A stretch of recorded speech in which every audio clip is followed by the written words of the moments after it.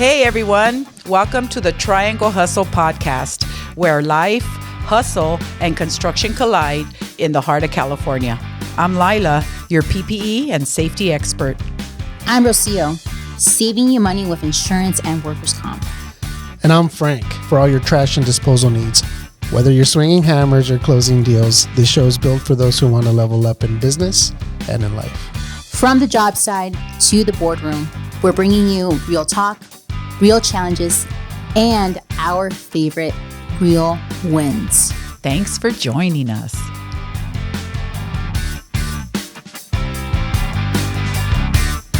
Wow, Frank, I cannot believe today is the day that we have Someone we've been talking a lot about. Someone we've been mentioning throughout since we started, right? We kind of dropped her name a few times here and there. We dropped her name, said a little bit about her. I talked a lot about her, which is probably why her head's so big. Oh my God. That's her. But she's here today. True. And it's going to be a good one because, the good ones are always like on just like, what are you guys doing? Nothing. Can we make it happen today? All right. Why not? So it kind of just happens naturally, right? Yeah. So it's going to be a great show. When it's meant to be, it just happens. When just it's meant natural. to be, it's not meant forced. to be. Speaking about natural, she happens to be a natural beauty. Oh, yeah. Maybe. Yeah, it costs a lot. So who is it, Rocio? Who is it? Who's here? It is the infamous Miss Marisol Vasquez. Marisol Vasquez, ladies and gentlemen. Yay. Hello, everyone. Introduce yourself, Marisol. Tell everybody who you are, what you do, and, give us a little 411 before we start asking you some serious questions. Well, my name's Marisol Vasquez, obviously. I'm the trash girl. I work for trash and talk shit, so... You do more than that. You do more than that. The audience wants to know, what experience do you have? I'm in sales. I've been doing sales my whole life, so it's something that I love to do and I'm good at, I guess, if you want to say that. What did you sell before you started slinging trash? What did you sell before? I sold steel. I was in the steel industry for about 17 years. Before that, I sold jewelry. My first job was actually selling jewelry. That's how I started. Was it like stolen jewelry at a pawn shop, or what was it? What was it? No. Was it jewelry? Was it jewelry that you stole? No. Oh wait, let me guess. It was jewelry that your exes gave you, and then you resold it. Yeah, was that? That's what it was. No, it was legitly a jewelry store. It was called Kevin Jewelers. When I turned 18, I went to go apply. I got hired, and they taught me the little ropes, how to sell. So you've always been a hustler. Always. Because you grew up in the beautiful city of Compton. I did. She's gangster, guys. She is gangster. OG. And very, very much OG. Tell us about that. How's growing up in Compton? Do you think like growing up in Compton gives you like an edge when it comes to sales and what we do? Because we're in the streets a lot, right? It's true. Yeah. You know what? Actually, I did. Get closer to the mic. I grew up in Compton. I grew up with 6 brothers, and they taught me the hustle. They taught me like nothing's for free in this world. You want something, you have to work for it. So I take that back. When I was young, my aunt used to sell Avon, and she used to have like extra nail polishes, and she's like, Mija, go and knock on doors and see if they want to buy any nail polishes. For every nail polish you have, It's not Avon, it's Avon. Avon. Come on. for every nail polish you sell, I'll give you $1. And I'm like, okay. To me, that was a lot, Right. So My aunt used to started sell off- Avon too. Avon. I think everybody's mom or aunt or we all had. Cane. Yeah, we all had that tia that sold some shit, candy houses, whatever it was, right? So I used to come back with like $20, which was not a lot, but hey, $20 is For a $20. kid, it's good. A kid. Out of $20, she gave me probably like $4, $5 off of that. So both of us, not a lot of people know, but both of us grew up in Compton. Yep. I moved to Compton from Chicago. My dad worked for a company called Georgia Pacific. He moved us out there, and I actually met Marisol when we were younger, and I didn't know this until we started working together. Went through the interview process. She wasn't my first choice, but everybody knows the story. That's true. But it was the best choice he's ever made.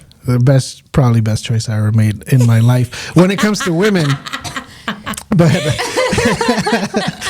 But we actually met a long time ago because you dated one of my friends. I don't remember that. Yeah, I wouldn't remember that too because homeboy is Why are you bringing fugly. up exes? Because we're gonna get into that a little later. You know what? He had these craters and pimply, and I remember. Okay, on my defense, I was 16 years old. I did not know any better. I used to use them to go in clubs, or they used to throw like little like house parties or whatever it was. Yeah. And I was able to get in. So, it was, So that's a little backstory. That's a little backstory on how the hustle for Marisol started. And she brought it up once she was like, after her probation period. It was just like, hey, I know you or something. And no, what happened was you look the same. You haven't aged much. Don't get thank you. Don't get a big head. But. Don't tell Rocio that because she's going to attack me later. He was interviewing me, and I was like, I know this guy. And this whole time he's talking, I'm thinking, I know this guy from somewhere, and I just can't pinpoint it. And then afterwards, when he hired me, we were on our way, I don't know, somewhere with the client. And I'm like, where were you raised? So we had a little convo, and I was like, oh my God, I know who you are. He's a DJ. Yeah. He's a DJ. Everybody knows a DJ. Yeah. But let's go back to the sales, and then we're going to get into a lot of more cheeseman. But let's go back because a lot of people are asking, and I know I've had a lot of comments and DMs, on what it really takes to be successful in the construction industry, not just related to trash, but just as a woman. What does it really take to be successful? What do you attribute your success to? Like how did you get to the level? Because I remember year one, we sat down in my office and you were like, "Oh man, I'm doing the hustle. I'm going out there. I'm closing deals, but it's just not adding up. It's just not adding up."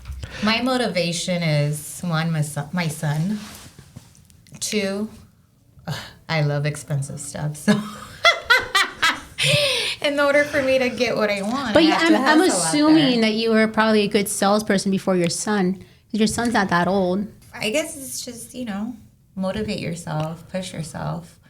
Were you always like that? Were you always a hustler? Been like that because I grew up where my parents couldn't afford to buy me what I wanted. Like if it was a pair of shoes, you better make sure they last. So if I wanted anything, I had to buy, I had to work for it, in other words. So I think that was part of it where I got used to that. Like you want something, work for it, hustle out there, and I'm glad that happened because it made me who I am now. And so how do you pump yourself up? How do you motivate yourself when you put on your boots and you walk on these construction sites and you go into a job site trailer and you deal with a wide variety of men, nice, not so nice, extremely not nice, sometimes kind of creepy, more often than not perverted. How does that go? Like how does your day-to-day function? Do you take it personal? Do you not take it personal? What's the secret? As a salesperson, you can't take anything personal. If you do, then you're not going to be successful in here because you're going to get some that are going to be nice to you. You're going to get some assholes, or it just depends. You just have to go with a clear mind and say, "Hey, let's do this." Yeah, I feel like when it's a male dominant, any sort of male dominant, because we know the world's run by men. So anywhere in the industry we're just heavily dominated by men. I feel that men have this assumption or they look down on the woman because they're like, oh, well, she's just cute. She doesn't know much. What's this cute little thing going to do? It's true. That happens to me in the sewing industry. I've ran into a few men where they're like, I don't care. Like, you don't know. Like, you're a girl. How would you know? Like, they don't feel confident, ordering stuff or even trying to talk to you because they feel like women don't know much in the industry. But, so far I've been lucky. I just, I work my room, see who I deal with, and know what I'm dealing with, and I go from there. I think they also get that feeling more of a woman that's more, like, feminine, like yourself. Like you're a female, you're a girl. Because I think sometimes men are like, assume because you're in construction, you're like, oh yeah, I got. Come on, boys! Like they do kind of treat you different, or like you're the bitch. You are the person who's like, no, and it's like no. They're like, oh, you were nicer than what I was expecting. Yeah. They kind of like prejudge you and put you in different categories. For example, I met this man. Won't say any names, but he heard rumors about me in the industry. But when he met me, he was like, you're not even the way they said you were, you know? And I'm like, why? What happened? They're like, well, they're saying, you know, you show boobs and stuff to get orders. I'm like, no way. I'm like, never. I would never step that low. But, yeah, I mean, you get rumors here and there where people...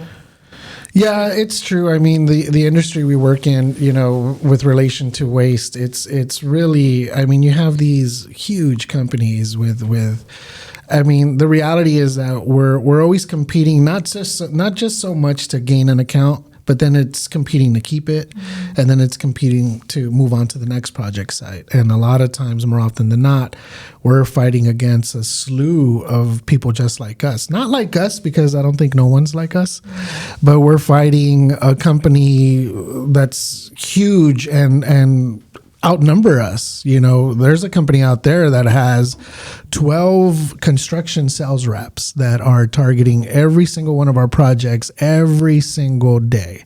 And so what happens what happens, and that's just one company. Then you have another company with half that. Then you have the smaller companies with just crazy people that will do, and it's the smaller companies that do that will say and do just about anything to get the deal, even right down to, you know, making up rumors or saying things about a person that they don't even know. But one of the things I could attest to is I've seen this young lady work. I you know, sometimes I'll hang back. I go on a sales call with her. I just want to see where she's at. Are there any deficiencies? Does she need my help with anything? But I see the way she carries herself. And I hear other people call me and they'll say, oh, you know, Marisol came over. And I've seen other people do the same thing. And, you know, a lot of times women try and do like the aggressive, like match a guy toe to toe. And a lot of times contractors don't like that, because now you got a woman who in their minds is supposed to be feminine trying to be a dude, you know, walk up there all butch-like and with their, you know, chest puffed out. And that's not such a good thing in this industry. But the way she does, and you said it very well earlier, feminine side. And I think she brings in that feminine side and that softness at the same time. She gives off an energy that, you know, you're not going to be able to mess with her, or you know, it's the right combination, I would say, of. Well, I think she just gives off what she truly is, a person that cares. Exactly. I think she shows up authentic, and I've never seen Marisol like, she's so sweet. You are really sweet. Yeah. Oh, she gets mad. I get mad, but she gets mad.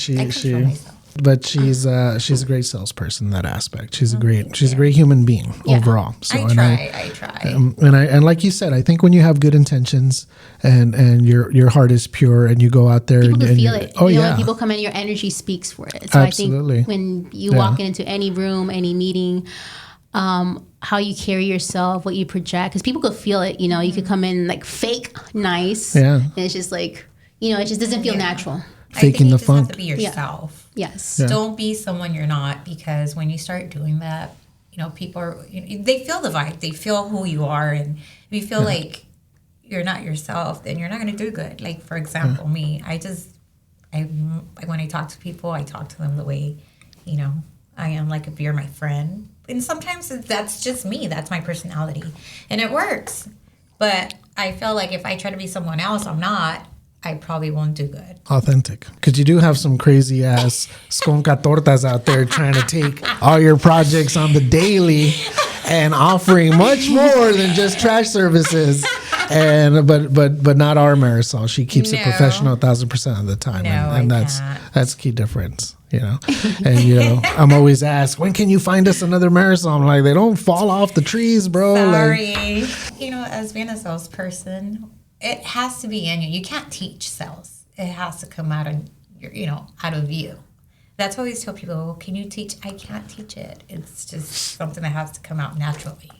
I argue that I think you could teach it. You think so? Yeah, I think it's just the heart, because someone could be like really shy, but deep down, because they're having uncovered themselves or they're going through a process of discovery. And also hunger. Hunger will make you, when the need and your back's against the wall, and you have no other escape but to survive, you will start knocking every single door, flipping every little corner you can. It's funny how that works, right? Because you end up finding abilities you didn't even know you had, like superpowers. It's called survival, which you've experienced. But I agree. There are the intangibles that you look for. Mm-hmm. There are certain intangibles that cannot be taught, which is drive, passion, heart.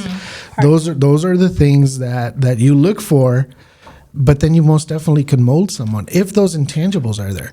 But if they're not, and like you said, to your point, we've had people. I've ran across a lot of people that claim to have those intangibles and will show them, but they're faking the funk. They're faking the funk, and they'll say, "Yeah, I got drive, I have passion." Next thing you know, they're at the gym or nailing their ladies for all day and not performing the sales function that they're supposed to be performing. But again, right, different strokes for different folks. But that's why certain people excel. Because going back to that conversation we had in the office at one time, and Marisol was pissed and she was ready to leave. She was like, "I quit." This isn't the beginning. I was just the beginning. She was about a year in. Okay, so it's because trash is different from steel. So when you're used to selling a certain amount and you see the money, change your commission. But trash is like he said, it's a slow. You have to just be patient. It's a slower process because you take into account the fact that, let's say you sold a new construction shop today, but they're doing the grading or they're working on the dirt, because you're talking about a service that generates money when you start pouring trash into the container, and more often than not that takes time, right? So let's say we just started a new project today and we're in the demo phase or the dirt phase and we're over excavating. Well, there's not a whole lot of trash is going to be excavated, not a whole lot of trash is going to be generated. Once you go vertical, once you start bringing in and the other trades and you start framing and building and drywall and stucco, then you see a slew of trash. Then it starts generating. Then your bins start moving, right? So it's you get money based on residual income or residual services. So the more bins that are moving, the more money she's generating, and that's where the commission comes in. You get a percentage of that. So it takes a while, right? You build a book. The one thing that a lot of people don't know is that we did something different when it comes to Marisol. She started with nothing. We didn't award her a book of business. We didn't say, "Here's a book." We gave her a guarantee, so she lived off the guarantee for a while, but she started completely from scratch. Most companies will say, "Well, here's a book of business that's not being managed," and they'll start paying you. We did something extraordinary with her because we felt if we did certain things right, she would learn from A to Z and then really come into her own. And we almost lost her 1 year in because that was our thought going in. And but then I drew it on the plan. I said this is where you're at right now, because she was like, you're not helping me. So I had to literally draw it out. And I admit sometimes I don't tell you where my thought process is, and that's sometimes it's wrong, because you really have to put a lot of trust in your leader but I had to draw it. I go, this is where you're at. This is where I project you going. And this is where you're going to be. I promise you, this is where you're going to be if you give me this amount of time. And I think it was like 90 days. It was 3 months before. You're like, in 3 months, trust the process, you'll be here. And I'm like, I don't know. I don't know. She didn't trust me. Dude, it's hard, especially when you're like have bills to pay. Mm-hmm. You're like, I don't even know if I'm not even surviving. Like, and 3 months flew by. And exactly what he said happened. Like from point A to point B. Yeah. and we retained her. But see, it goes back to anything. Are you saying that you should give everybody a sales class? Oh man, it's so hard. It's and you guys know, and she knows more than most. I mean, and the last year was a little tough because you pour into people, right? You pour into people. Like I give everybody everything, not just Marisol, but and she knows. I mean, we had a guy in there, and she was like, "You're pouring more into him than you ever did with me, and you gave him money and this and that." And I'm grateful. Yeah. And I've been doing this so long that I have to admit, for the first time in my entire career, I felt depleted. And you felt like you were throwing everything at that person to make them succeed? I felt because I've never failed before. Oh, okay. I've never like your ego. Yeah, it was kind of like beat up a little, right? Not so much ego. I knew, the work that I do with myself and everything. I knew that there comes a time when I'm gonna fail, and it's just the process. But I felt a little, just kind of like down in the dumps about it. Like, oh man, like do I want to pour into another person and then get let down again? And then now we're hiring. Now you see the hiring post, and now you see that, because I'm like, well, it's not my fault. I know truly in my heart that I did everything that I could to make someone successful, and I will all the time. Even if I don't like you, I'm gonna tell you all the secrets that I know, everything that made me successful, because I held that position at one point. It's hard. I know how hard it is. I know how hard especially it is for a woman. It's 10 times harder than it is for a man. But yeah, now we're ready to bring on the next, Marisol's co-worker here pretty soon. If we could find he or she. Hopefully it's a girl. She wants a girl, ladies and gentlemen. She wants a girl, someone she could go do her nails with. Yeah, and she could teach you. Which is cool, because now at this point, my job becomes easier, because obviously they'll spend some time with me, and I'll go through the specifics and the agreements and all the, all the administrative stuff and the do's and don'ts and everything you need to know about trash. But then, for the close, you actually get to spend some time with Marisol, and that's helped for me, because I know that I could align someone with someone who's actually doing the work on a daily and being ultra successful at it. So yeah, come join the team. Come join the team and learn some cool about trash, and talk a lot of trash and talk a lot of shit. What we love to do. Yeah. And that's the story behind Miss Marisol Vasquez. Anything else you want to tell your audience, your contractors, a message for your contractors? Call me. If you want to talk trash and shit. There you go. All right, contractors. So my friend Marisol over here. So what area do you service? It doesn't matter. A 50-mile radius of La Puente, just call me.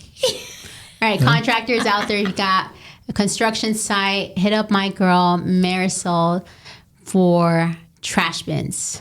But now we're going to go on a tangent here. We're going to do something different for the first time ever. We're going to get a little personal. We're going to get a little personal today. We're going deep. We're going to go deep. Yeah. If I had $1 for every time I heard that. So we're going to go deep. What are we going to talk about? We're going to talk about relationships, personal relationships. We're talking about love. We're talking about lovers now. Now we're talking about the word lovers. Love. LOVE. What makes the world go round and what breaks your heart. I don't know if I'll be those. Yeah. And what sometimes might leave you a bad taste in the mouth. But you know what? We end up falling in love again. So don't worry, guys. If someone breaks your heart, it's okay. You're going to find someone else. Yeah. I mean, you guys see me go through it. I got my heart broken a little bit, but I was also an idiot.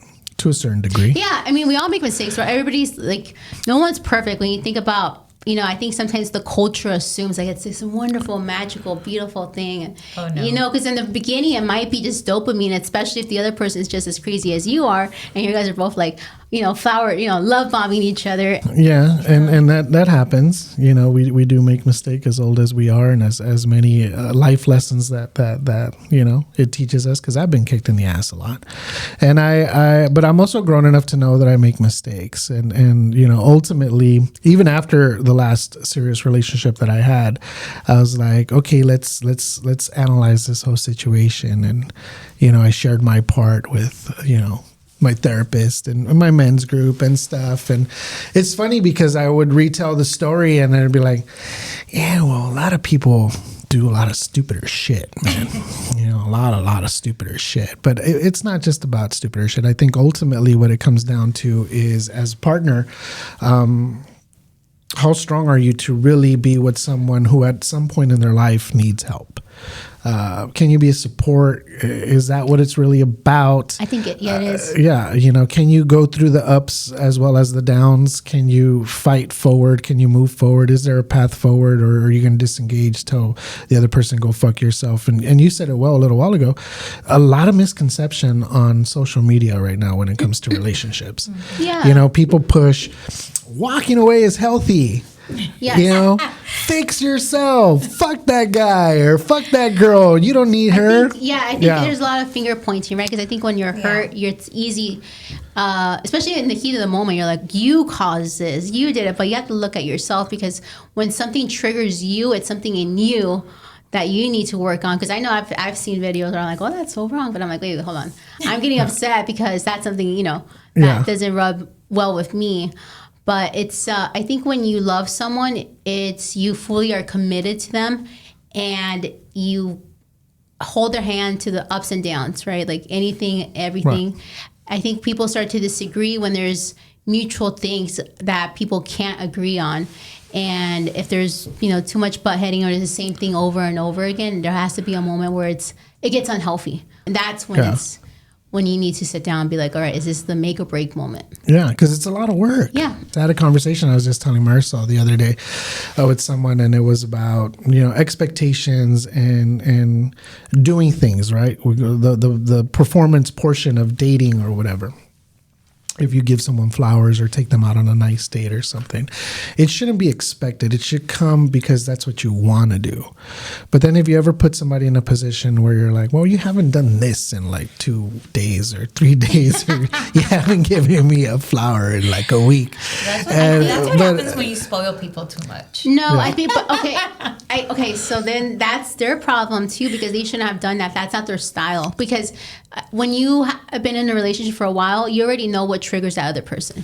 Within 3 months, I feel like, what do you guys think? I feel like with 3 months, you already know each other. You guys are like, grounded. For sure. 3 months is like, usually for women, it's like that 90 day. I mean, if you're spending a lot of time, a significant amount of time, then you get to know somebody really, really quick, right? But that's usually what happens. Like if you dig someone, you're like, all right, I want to hang out with you. Yeah. Like you block out everybody else. You're like, I don't know you. Yeah, that's when you know someone likes you, when they make time. Yes. When they make time for you. That's how you know someone's important. You guys listening? Make time. If someone's not responding to your lame ass text, she don't like you or he don't like you. Or when people, you see them on social media, but they haven't opened up your text message, but you see them on social media and they're liking stuff, they're ignoring you. Yeah. But sometimes you might be, because I don't want to respond back fast, whatever. But if it's something important, you call them and they're still on social media, it's because they don't want to talk to you. Yeah. I hate that game too.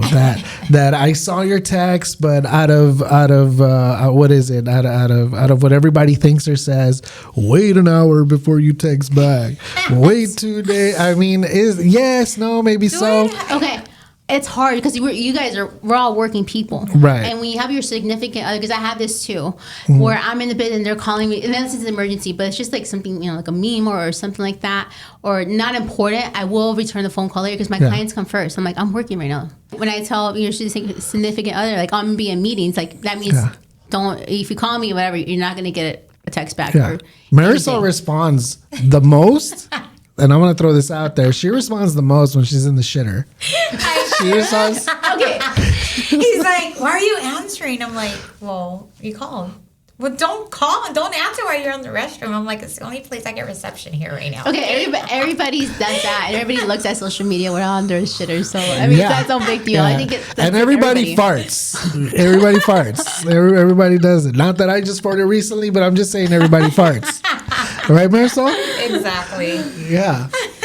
But there are a lot of misconceptions out there, right? Yeah, that's funny. Let's talk about red flags. What are your red flags? Let's put it.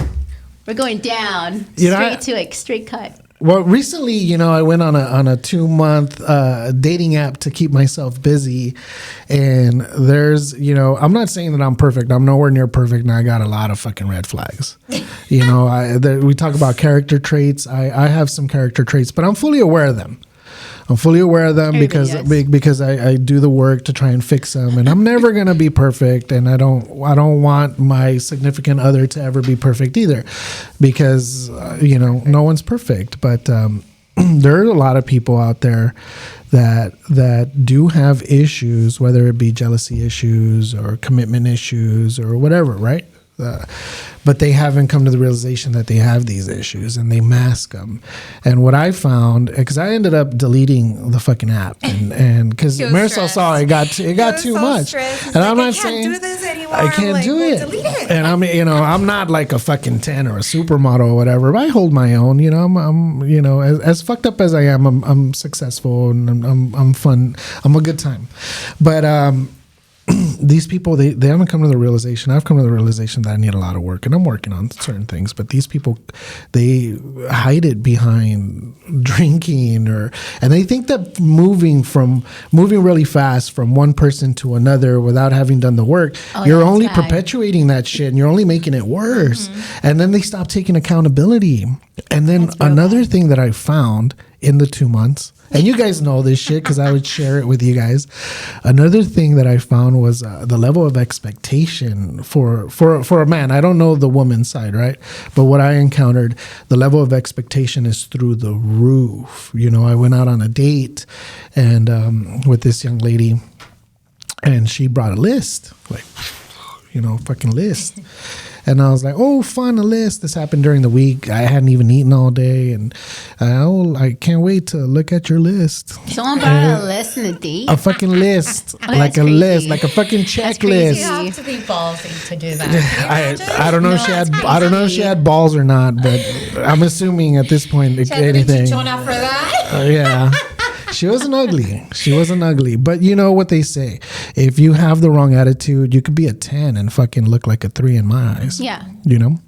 And on that list, the very first thing on the list was that I had to be 6'4". I'm not fucking 6'4". Rocio's taller than me.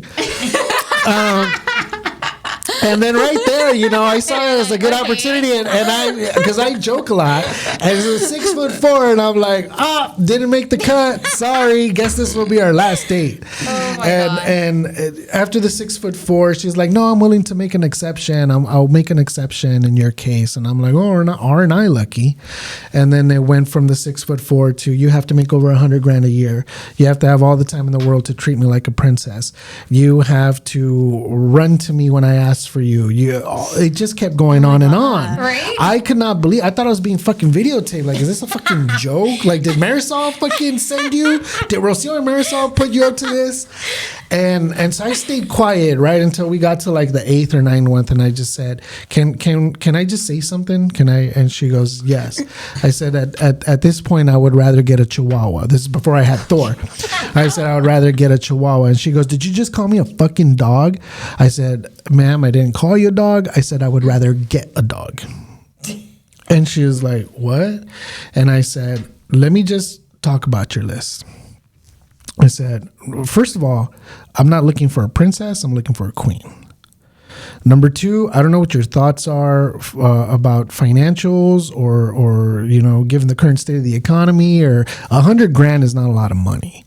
And I'm not going to share with you how much money I make, but I'm just telling you $100,000 is not a lot of money. So if you're going to be asking for something, ask for something more. You're a very selfish person, and we won't be going out today. And she goes, well, then why the fuck are we still here? I said, because I haven't eaten all day and I'm starving, and we're going to share a meal, and then we're going to go our separate ways. A few days later, she texted me. She said she apologized, and she said, I've never met anyone that's talked to me that way. And then she texted me a couple more times after that, but I never followed back. So, you know, whatever it is. But I mean, I'd love to hear horror stories from the opposite sex, though, because I mean, as bad as it is for guys and how the expectations are through the roof, past trauma, red flags, the reality is this, right? I think a lot of times both sexes focus on the wrong thing, right?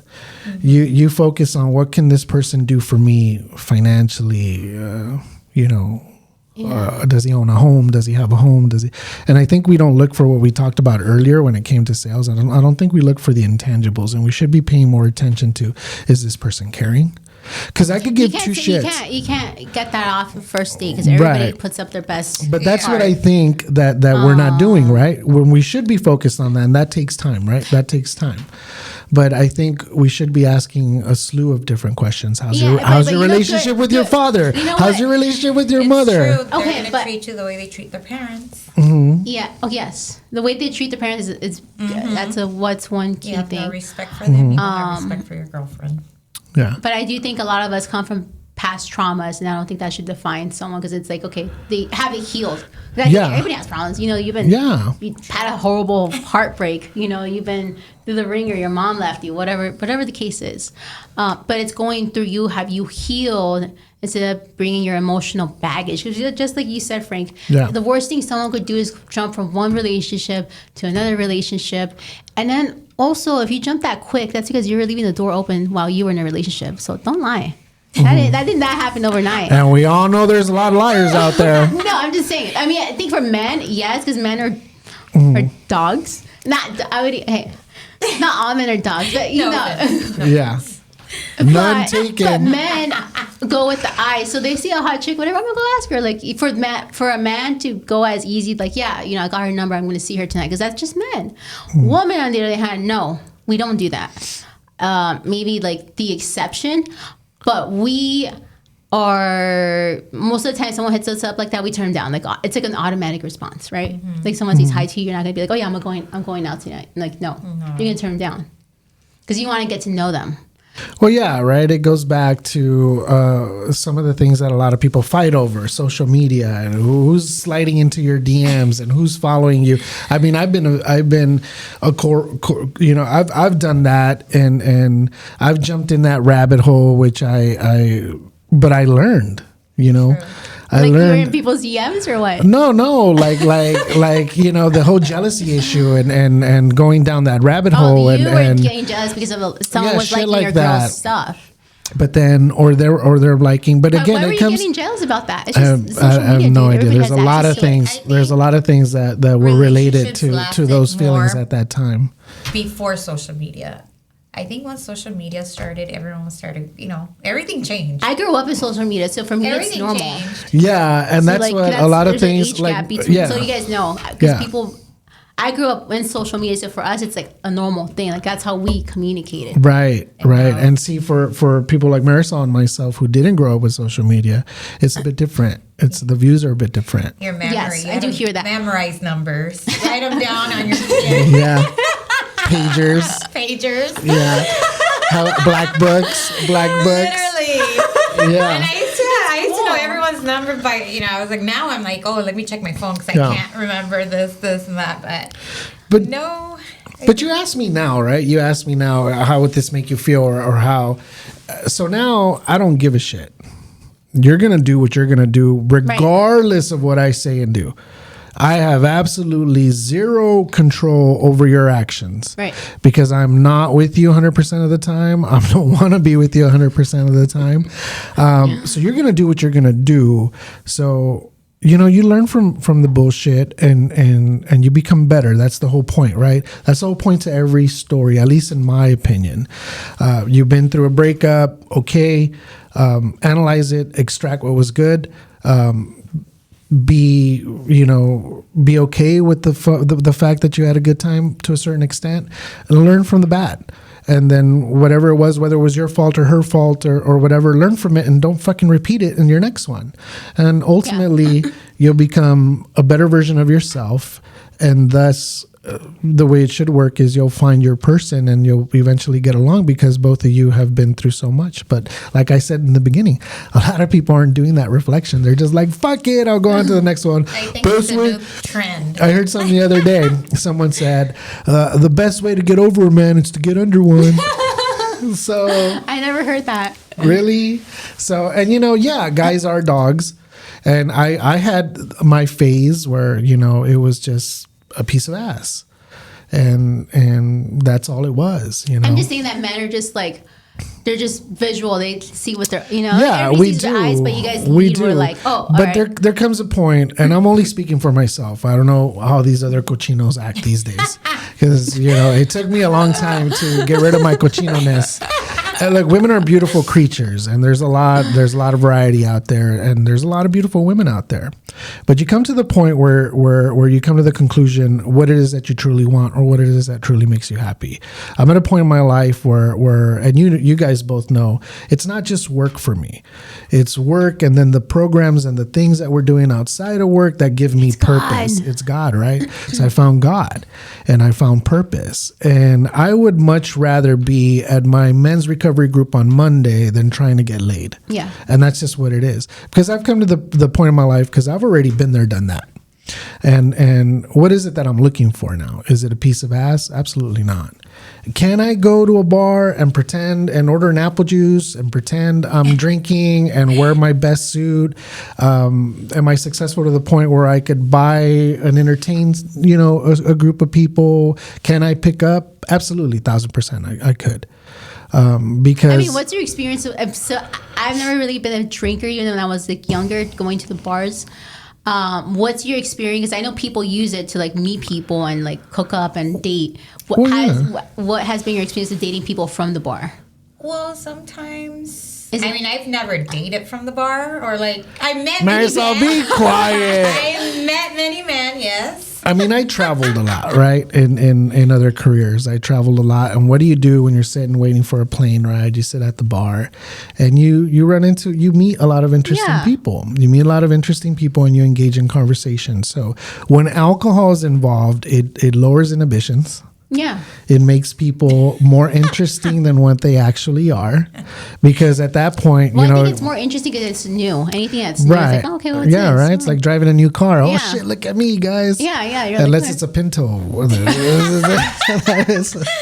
but my experience was those interactions. It's not going to be true. They're as quick as they were. That's how long it'll last if you decide to make those long term. It's not going to happen. It just doesn't. You don't meet your person at bars. I've never met my long term partners at bars or clubs. It just That's what never, I would think. It's just never happened that way. And me being in both, I can honestly tell you that none of my long lasting relationships are the people that I've actually ever fell in love with, because I've loved some people. That's just who I am. But none of the love that I've ever had for a woman happened out of a bar or a club. Just didn't. It was either a group event, a networking event, a friend of a friend, a hike. Yeah, I know. I hate you for that. Talking about hikes, we are gonna have a hike. So if anybody's out there, TikTok ladies, only ladies, not men. You guys could join us at our hike, which will be. Where is it gonna be? In Whittier? Yeah, I have a few selections. Yeah. I'm gonna throw it on the group chat. Yeah, let's do it. Yeah. So. But I want to hear how things are like. I've never been married. I've been in long-term relationships. And I know you're married, and you're practically married to a certain degree. But I want to hear from you guys. I want to hear what's hard about being in the relationship you're in, because you're both very successful, and you both are always out and about and engaging with people of the opposite sex. So how's that like? Like, how does... I think it depends on the personality of the man. So from my experience, I don't know Mike, but I think my husband and Mike are completely different people. So I would assume that Mike is not as like jealous, and he's not. Yeah, he's very like, okay. When he met me, I was already like in the industry, but obviously not the trash. So he knew like, okay, she talks to men daily. He's not the jealous type, and he always tells me, girl, you need to go looking sexier than that. And I'm like, shut up. See, mine does the opposite. He's like, because I don't wear makeup. He's like, he knows when I do my hair and makeup, because I'm good. Either I'm going to shoot something, or I'm going to a networking event. And if I really, out, then he's like, oh, she's going out. But the relation, when you're married, both people have to be. You have to trust each other. You both have to trust. But I do think that like social media, that is something that, so like for me, my husband is the opposite. He has no, like, doesn't post. He doesn't like being posted. That's why you guys don't see him. He does not want to be on that video. And I'm like, what, are you trying to hide something? But he likes to keep his life private. He's just that way. I do think social media could be, a place where people might feel uncomfortable, but also you have to think about, is this a business? My social media is only business. I understand if I was putting gym pics, bikini pics, or whatever it is, a completely different thing, but I don't. I put insurance. I put the boringest thing on earth. And yes, people are going to sometimes stem away and try to hit you up and whatever, but, people that respect each other's boundaries, like, my husband's used to that. He knows that I get weirdos, and I don't open up none of those weird messages. I leave them unread, and someone likes my stuff or they start commenting. But I always say, like, dude, you could literally open up my DMs, go through my phone right now. If you feel that you want to, look through it, go for it. Go, here it is. I hide nothing. My passwords are kind of like the same across it. He probably has access to it. And that's the thing. Like, he has access to my YouTube. He actually has access to my social media on his thing. Mm-hmm. Does he go through it? I don't think, no, because I would probably see it. And it's that trust. It's having that trust. But now going back into working in an industry where it is male dominant, he's a male, he's also a contractor. So he always says, I know contractors, all they want to do is they want to, get at women. Like, and that's dating, man. That's just not contractors. Don't leave out the warehouse people, okay? Yeah. It's everybody. It's everybody. And they can be at church too. No, just because you go to church doesn't mean you're a good person or you don't cheat. It's just a place where you go worship God, and we don't know your heart. But some people, I might have a misconception and label people, but at the end of the day, people are people, and that's why you have to believe in God. So just because you go to church and say, or you have the little proverbs on your social media, right, but you're in the bikini and doing the opposite, right? But red flags for me, it's someone that is controlling despite everything you already given them. Like, you have access to this, you see me here at my church, like, you're still questioning me. Why? Yeah. Because it's something, guiltiness, or it's something in you that you need to work on. But everybody's been cheated on, right? Mm-hmm. The whole world has. And you get that feeling. So, like, when you've been cheated on, and you haven't healed, and now you're pointing the finger, if there is anything like that, I think you should tell the other person. Because I think it's just going to eat you away. Because the other person, like me, I'm just living my day. I have an interesting story to tell you guys, and you guys will believe it. You guys you haven't met Christian, my son, right? You've met Gabriel, but you haven't met Christian. I think I've just seen him, but I haven't met him. My little detailer. Twin. Marisol calls him my twin because she says exactly we're so similar. But I'm very honest with both my sons. And they know the work that I do, and they know that I go to church, and they know that I believe in God, and they know all these things. And I'm like you. I'm just doing me, right? I tell them, I talk to them, and I try, and I tell them, your dad's fucked up so many times, and the only reason I fucked up is so you don't have to. so you can see me do it. I'm like the fuck up guinea pig. I'll be the guinea pig. If I do one thing for you, is I'm gonna fuck up tirelessly until you learn. Well, the other day I was so proud because Christian had a discourse with his girlfriend. They broke up or whatever. And I felt really bad, because it wasn't so long ago that I was a little heartbroken myself. And I wanted to say the right thing, and but I didn't really have to. And it surprised the shit out of me. Speaking of the devil, that's him calling me right now. We're busy right now, son, so I'm going to have to send you to voicemail because I'm talking about your ass. He's like, you're talking about me. But, I initially when he told me, and he was down in the dumps, and I encouraged him a little and just told him this, a little bit about my experience and a little bit about what had happened. And it was over similar issues, and it took me by surprise that he let his ego take a little bit over, but he quickly recognized it and quickly adjusted. Of course, it was after the fact. And then they ended up communicating. He got home the other day and he's all like, "Hey Dad, I'm gonna go on a hike with Summer." And, you know, we sat down and he was all like, "We're gonna heal together, not apart. And if you want this, the foundation's God." And I was like, I wanted to be like, yes. And I was like, I agree with that. I love that. But inside I was like, that's my motherfucker. Mature. That's my boy right there. I wanted to jump up and be like, yes. And for the first time I did something right. I was so proud of my son. So proud of my son for doing it so quickly and for realizing what he had and what he needs to have, and for being that man to accept what he did and to put that foundation. That's a man, ladies. And maturity. Yeah, it's maturity, and that's a man. Because, you know, you always say, where are the good guys at? They're at fucking church. And try going. But look, I didn't know about God. But now that I have God, I met God which is age 29. And now that I have God, and for future relationships, yeah, it's huge, man. Because, like, you know, think about my other past relationships and think it's like, you know, like, yeah. You know what morals is, you know, and love and understanding, which I didn't know that back then. Yeah, because who has that one friend, right? Your discourse, or you're fighting with your significant other, and everybody's got that one friend, that devil on your shoulder. Fuck that guy. Let's go to the bar. We'll fight. Best way to get over a man is to get under one. We all have that friend, right? But then let's say you don't involve your friends when you're having, you know, whatever, and you turn to the Word. And what does the Bible say, right? And you try that first. You know, whatever. It might help you, might not. You need to pray. You need to pray for the other person. Talk to them, obviously. First thing is talk to them. Yeah. You know, if you're just reading the Bible, not talking your issues, that's even worse, because now you're hiding it. And well, you want to God gives you the guidance, but you need to take action. It's like I just can't pray here and be like, all right, God, let me 2 deals right now. I'm waiting. Yeah. Like, and he'll let you know. He'll let you know when it's time to let go. He'll you know. I was having a trouble letting someone go, and I got a big ass sign.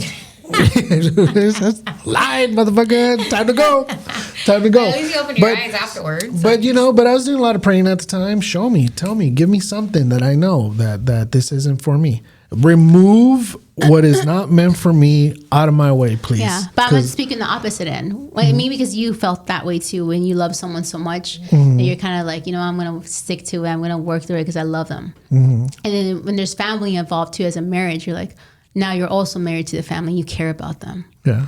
And you're like, oh, like, and that's a tough situation. Oh, yeah. And, you know, I'm still working through that. But yeah, it's hard. Well, look, listen, I'll be completely blunt. There's a lot of motherfuckers out there that will be like, yeah, I'm going to change, you know, and they'll go, and we see them. I see them at church. And that's the key, right? Like or some men come to our men group, our recovery group, and we call it the wife card, right? They're coming to the group because they're separating, or they're breaking up, or they're getting divorced. So all of a sudden it's important. God's important. All of a sudden finding your character defects is important. But I got to admit, 8 out of 10 times it's a ploy to show you that they're going to change. But then 3 months, 4 months, 5 months go by, they leave the group. They forget about their change. They forget about the work that they have to do. And then a year or two later, you see them right back there doing the same shit. Because guess what? In order to change, as a man, in order to change, it takes everything you got and then some. And the amount of discipline and the work that you have to do. Because you want to give up. Sometimes I don't want to do shit. Sometimes I'm so tired and I think to myself, fuck. But then we all know who that's talking. That's the enemy talking. Yeah. And then I reflect back on the person that I was and the things that I don't like about myself.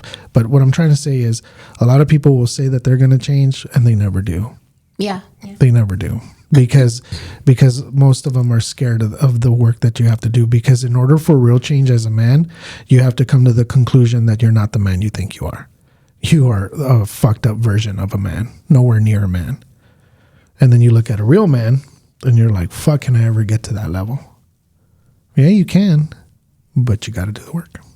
So we spoke about our red flags. What are your red flags? And my red flags? Okay, what were you looking at? What were you looking for when you met Mike? Like, were there any red flags? When you were in your single what days? made you say yes to Mike? Yeah, what made you say yes to Mike? What made you wait? You know I got a what? better one, Rocio. What made you have a baby with Mike? I was drunk. Avoid bars. Avoid bars. Honestly, like I was before Mike, I was in a relationship for like 6 years, maybe. He was really controlling. He was really he had a few kids I didn't know about, but he was really controlling and very antisocial, and I'm the total opposite, right? And I really cared for him, and I stood there. So when I met Mike, he was like having fun. He was partying, going out, and I was like, hey, I enjoy this. I'm having a good time. So he brought out the best of me when I was like down and out. So I think that's what made us close. And I think that's easy too, when especially you're not getting that type of love. Exactly. When you're just at home and then you get to a fight, they just attack you. They start to like demeanor, like, or call you names, like you're dumb, or like they degrade. They start degrading you. That's bad for both parties. Yeah. As a man, you don't want that. Yeah. And especially as a woman, you don't want that. And I think when two people disrespect each other to that level, there's no coming back from that. Yeah. True. So that's what happened with how I met Mike. But so he was supportive. Supportive at the time. He made me, realize, hey, there's more to just being depressed and being at home, babysitting a kid that's not yours. He saw you. And what's the percentage of like shitty men versus good men? Right now, because I've heard stories like when I was going on dates, maybe 99 to 1% good men. It sounds that way because I met some cool people. I met some really cool people where we knew it wasn't going to be romantic, but we enjoyed the evening or a couple evenings or whatever, and it wasn't romantic. It was just a lot of fun shit talking, right?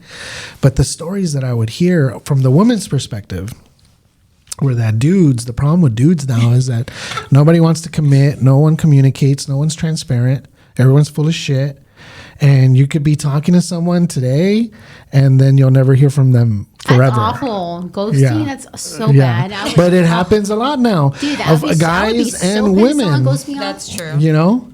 Like I didn't have it down to a science. It was only 2 months, but like if I didn't like you, I'd be like, hey, I don't want to waste your time, but I just want to let you know I think you're the greatest. Here for a friendship. If you want it, have the best time. I hope you find what you're looking for. That was my exit. Apparently not a lot of people exit, or they do exit, but you just don't know. They're like, sure. They just never reply. Yeah. I've been out of the dating scene for almost 6 years. I've been out. I don't even know how to flirt, or don't even know. Yeah. But do you agree that doesn't make sense on a dating site? You're on a dating site, right? In order to find companionship or whatever. I went on a dating app. I used a dating app, and I eliminated. I got 3 guys, and I eliminated. And who knows? Did you ghost them? No, I told them. Like, you told them? How was your exit? And I told them we were just like, this isn't vibing. This is not good. The first guy was like a college frat boy. Like I was like opposite of like no. Because everybody sees like the soft side of Rocio. But they haven't seen like the gangster of Rocio. Like I would love to see Rocio cut it off with some dude. Like I'd love to sit there. He'd probably cry. But it doesn't have to get to that point, right? Because you could just be a normal person, just like this isn't feeling it. Yeah. But I did try the dating app, and after I chose the 3. I got off of it because it was too much, especially because everybody's trying to talk to you and they send you flowers or they send you like things like there's I forgot it was coffee like Spagel or whatever. And I was like, all right. I think the frat guy was in tech or whatever, and I always dated older guys, so I always like mature guys. So I think I chose people that were between like 5 years all the way to 15 years older than me, and I was like, that's kind of like my range. So the first guy was a total frat boy, just college. He's like, let's go to a party. I'm like, I don't party. So that was it. Like literally just for day 2. Day 2. I was like, yeah, it's not gonna work out. I don't drink. So the second one, He was older. I was 26 and he was 44. So even he said, he's like, you're kind of like my daughter's age. He's like, you know, because he had a daughter. I think she was like 23 or something. Somebody texted me some shit like that once. They were looking at my son's Instagram, right? They were Christians. He's a handsome young man. And she's like, I'm at the point where I could go either way. Like you or your son. Like I'm at that age where I could go your way or your son. And I was like, please don't text me that kind of shit again. That's like, weird. that's my son, like nasty ass. Like, see, it's different when it comes from a woman, right? Because men, it's okay, but when I see that double standard. I think both sides should do it because a lot of men culturally too. It's normal for men like look at beauty and the youth. You know, they're like, oh yeah. But I also know me dating older men. The reason some of those guys do it because they want to control a woman because they already know how. I guess older women or women their age are, and when you're younger, you're more easily manipulated. So the second one didn't work out because I could see because I had already like dated, jealous, and controlling. He was like more serious, and I'm more like So I was like, eh. And the third one, which I was like, she's Rocio, I'm kidding. I checked this out too. They're all different races too. First one was a white boy. The second one was a Mexican guy. Third one was a Persian guy. Oh, was the Persian one controlling? Oh, he was towards the end. The beginning, no. Okay, so check this out. So the third one, it was a weird one. So I like all three of them are fit. They're gym people. That's my gym thing. Like I'm like, okay, I'd like to work out. So if we're gonna hang out, we could have a protein shake, a smoothie, do vitamins. Right. Like I'm a gym freak. Right. And the third one was a nerdy one. And I was like, you know what? Never really given the nerdy one. And he actually didn't try making a move on me for like the first month or even 6 weeks. It was just like us having coffee. And I even started questioning myself, is this guy gay? Because I'm like, what's going on? Like, I've never had someone like, because I was like, but he would start, like we started going to the gym together. So I was like, okay. And I did see you would be like, all right, let's go like this. And he'd be like when people would be working on my butt would be there, he would put up a sweater. And then I was like, okay, like, I guess he's not gay. It's like, okay, he's a nicer guy, nerdy. He's not bad looking. He was, but I think he was 35. Towards the end, my grandma was dying, and obviously because I want to go see her, he started getting like controlling. And it's like when I started working, still doing claims, and I was going out to see clients. He started like calling. He started calling me like it was normal, and then every day like call me. Why didn't you answer? Like where are you? Oh, you're not going to see me today? You're going to skip me today? And we would see each other like every other day. He would then send messages like, I saw you on social media, you didn't respond back to my text. And I started seeing those red flags. And then what broke the ice is that on Valentine's Day, he didn't plan anything. And I was like, oh. Yeah. I am not the person. I was so mad. I was so mad. Like I remember telling everybody at work, I'm like, I'm gonna break up with this guy. And I remember I put on my makeup because so psycho. Now it looks good because I was like, fuck you. And I broke up with him, and he was like, oh wow, I wanted to give it a chance, blah blah blah. Oh yeah, and I questioned him like, so what are we? And he's like, what do you mean, what are we? The infamous question. Yeah, because I want to know. Every man loves to hear that. What's my title here? Yeah, he was like, oh, we're getting to know each other. We're dating. And it's already been a while? No. Oh, okay. But, I mean, the things that we were doing, we were going to the gym together. Like, we were taking pictures, like, going places and holding hands. Like, posting each other? Yeah. He was posting me. I didn't post him. Damn. So you never loved him. You never loved him. No, I wanted to get to, hello. There's a 90-day trial, right? He reached 60 days. Anyways, come 3 weeks later, my Instagram gets blown up of a crazy girl commenting on my stuff saying, you took my boyfriend away from me, blah, blah, blah. You took my man, blah, blah, blah, blah, blah. My God. And someone's calling me, like, they're calling my friends. They're like, who's this girl? She's crazy. She's saying, they're sending text messages like, he was with her this whole time and we broke up. And she was attacking me. And I was like, dude, I don't even know any of this. And I remember he called me. He's like, hey, don't ignore her. She's crazy. I try to leave her. I don't know who's who, what, but obviously there was something It's there. too much. That's too much. Yeah, it was like so that was like I was like, dude, I chose for you the worst one out of all of them. Yeah. You know, thinking because I was different, it was I was like, okay. But because sometimes people fake the funk. Yes, They're not exactly. truly When they're not truly who they faking are. They're not good people. Yeah. They're And you like- gotta see the signs, right? Like for me, my phone's always on the open. And then it doesn't matter, especially if it's a date, you know, it's like my phone, it doesn't matter who calls me. Marisol could text me, you could text me, anybody could text me. Shit, I was out on a date once and Lila called me. I remember And I picked up. I had to pick up. Right? Because we do the podcast and everything, and when it's you or Lila or someone, I'll pick up. Regardless of where I'm at. So I picked up. Who's that? It's my co-host. But it's also like to see how you react, right? Because it's going to tell me a lot about how you react. Because at this point, she already knew about the podcast and everything. And she reacted cool. Oh, yeah, hi, you know, whatever. So that's cool. It tells me you're a cool person. It's not going to get to you. But it's hard.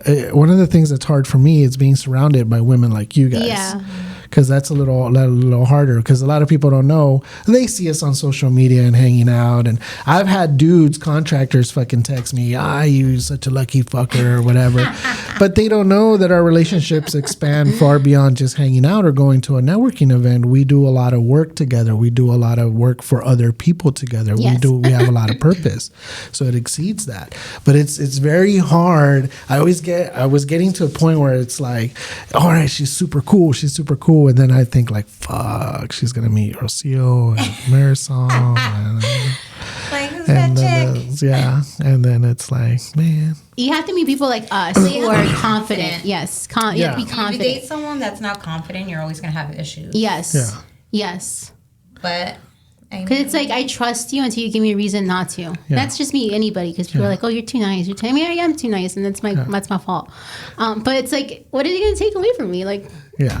I don't know. What are you you going want to him? Take him. But the sites. Here you go. You have them. But the sites for me were a shit show.